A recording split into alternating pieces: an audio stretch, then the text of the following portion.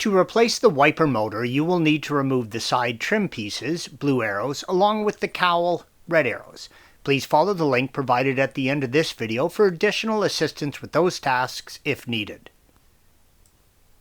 Remove the 13mm nut on the wiper armature, red arrow, and the 10mm nut on the base of the motor, blue arrow.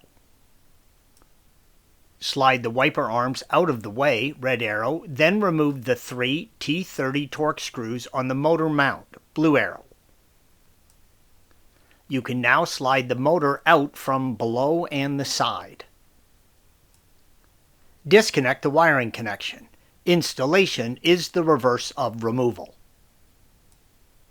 Before installing the arms, make sure to run the motor from the wiper switch so that it ends up in the parked position. With the motor parked, the arms should line up with the marking on the mount indicated by the red arrow. Thanks for watching. Be sure to subscribe to our channel and check out another video in this series.